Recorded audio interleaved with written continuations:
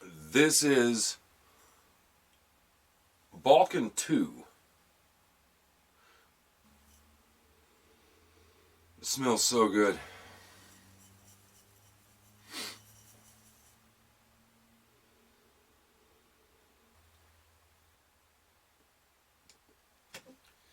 They had 3 of them.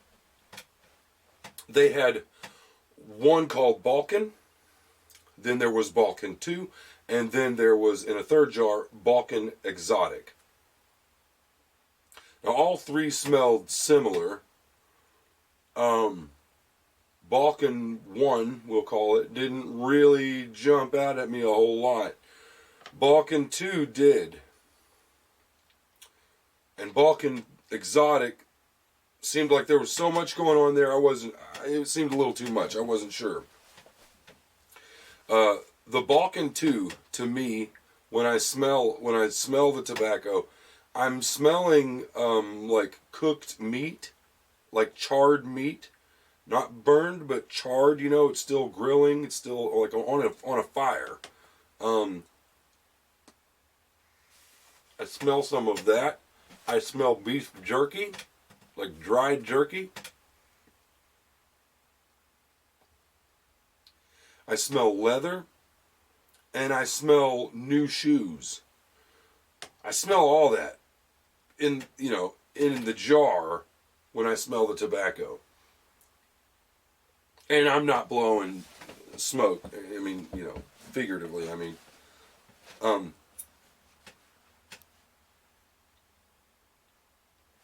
I actually pick up those scents when I smell this jar here. And it smells amazing, right? It's really good. I mean, it's right away. It's leather and new shoes and meat, like cooking meat on an open fire, on a fire.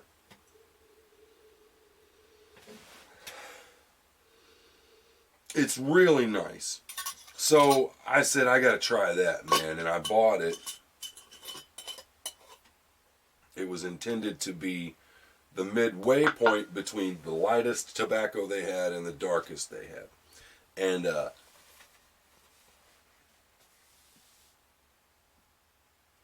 it has quickly become my favorite.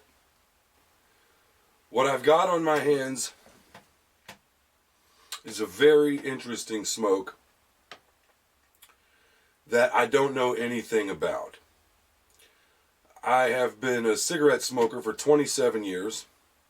I have dabbled in cigars a very, very small amount. And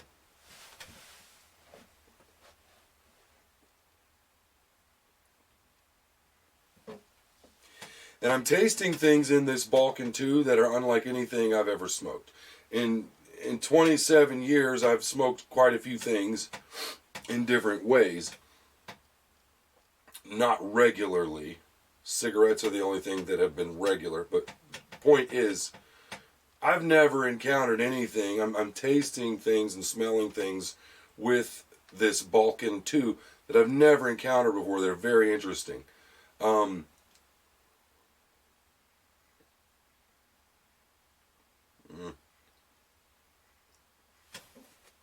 Kind of trying to go out on me.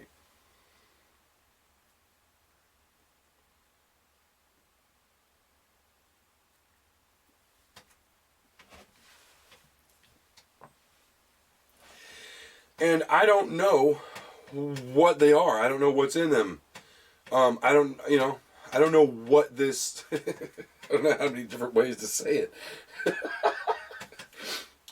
I don't know what I'm tasting, man. This stuff tastes like, I don't get the things that I smell when I'm smoking. I don't taste, meat, jerky, leather, whatever. I'm not getting any of that. What I'm getting from it is something that's like a spice or an herb. My fiance said that it reminded her of cloves or nutmeg, like clove cigarettes or just cloves. And that's I agree. That's right on the money. There's an earthy kind of spice herb kind of thing going on that's hard to nail. When the pack is just right and the light is just right, the smoke is just right, the pace, you know, I'm learning there's all these different variables that go into each bowl that you smoke. And you change one of those things and it alters what you're getting out of it, which is interesting. It's really interesting because there's like a million different combinations, it seems.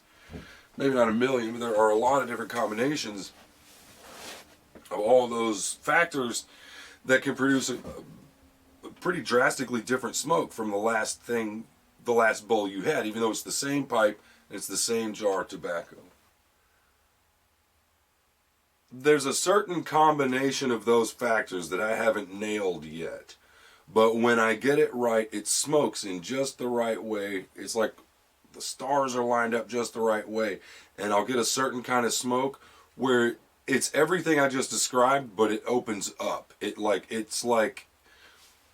opens up even more. It's almost like a flower unfolding. There's all these other things start coming into play.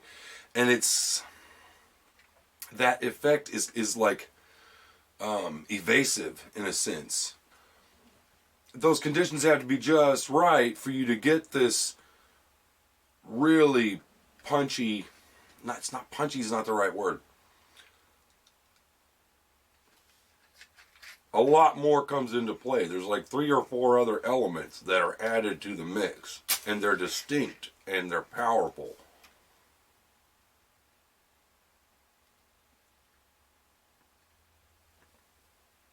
And again, difficult to define, difficult to describe, to put your finger on it. One of them has like a soap kind of quality, and not in a bad way, but I don't know how else to describe it. It's like, it's not a taste thing, it's more of a smell thing, but not quite.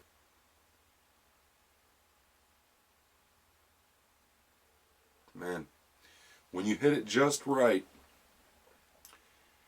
it's really nice. There's a real nice sensation, sense, flavor kind of thing on the back end of the nose that's just like, wow, that's it's like rich without being sweet. I don't know how to put my finger on it. I don't know how to describe it. This is a really nice blend. This is a really nice taste. I didn't know that tobacco could taste like this. I never would have guessed in a million years that some pipe tobaccos are offering flavors like this.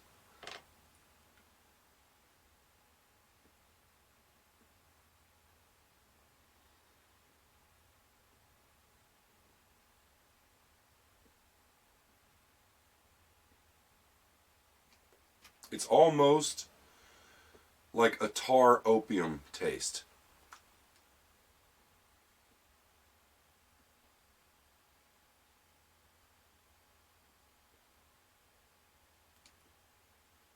That's where that soapy element. Ooh, see, and then there's something else. When you get the smoke to roll the right way, like through the nasal cavity, you're not tasting it, but it's as smoke passes from the mouth and then back up out the nose, as it rounds that corner, so to speak, and starts to enter the nasal area. You know, like here, it's like here, but further back.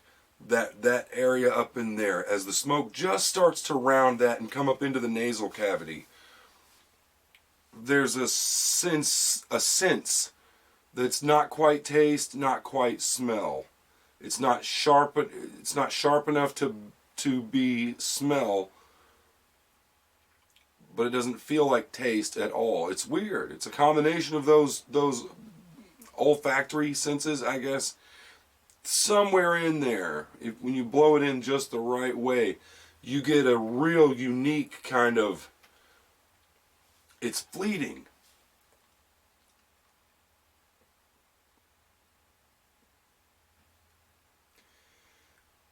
If you try to snort like a pig, oink like a pig, and that happens somewhere in the nose up here, like that, you know.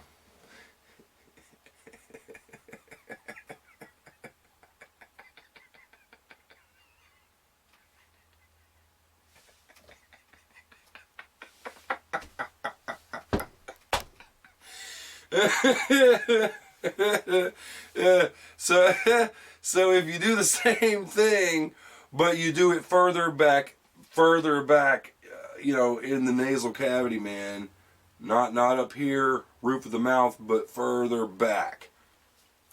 If you this is like a thing that I over the years of cigarettes, it's learning to play with the smoke in and out of your nose and your lungs and all that, because cigarettes choke you, right? You're inhaling them, they choke the crap out of you. So you learn different ways of expelling smoke quickly, or running it through your nasal passage and in and out of the mouth. Well, one of the methods is you kind of work that muscle, or that whatever it is. I don't know if there's a flap. I don't know. I'm not a doctor. There's a thing you can open and close in your nose here. And it's the same thing you're using when you snort like a pig. But it's deeper in there. And if you do that while you're, point being, if you do that while you're smoking this stuff, that's when you get that real interesting. You kind of run it from the nose to the mouth, nose to the mouth. We're out. I'm out. You do that, and that's when you get that deep kind of, I don't know what it is, man. I don't know what's in that. That's when you get that weird thing, I think I'm almost out of this bowl. This one hasn't been kind on the burn. Keeps going out. It's dry. It's acting dry. I heard something about putting a slice of apple in the jar, or like a little, I don't know, wet paper towel or something to give it some moisture. I may try that with this Balkan and see what happens. But anyways, I could give it a rating, like out of 5 stars or something. I don't know if I want to do that or not.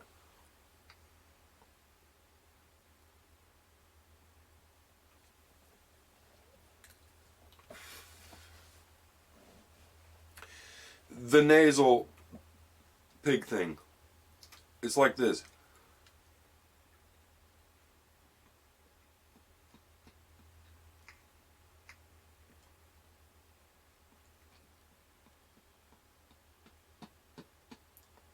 See what I mean?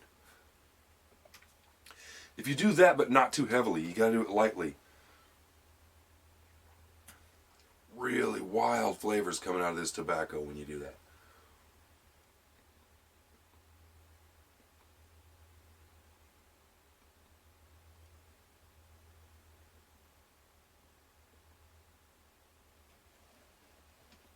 Yeah.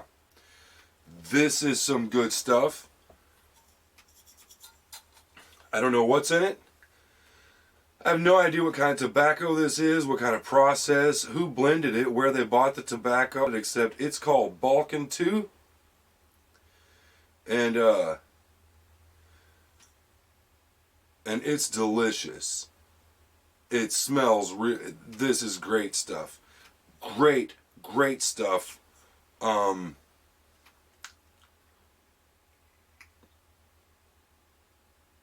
I will be getting more of it, and from now on, I will be keeping my eye open for anything that has that word Balkan on it. I'll be trying a bunch of them.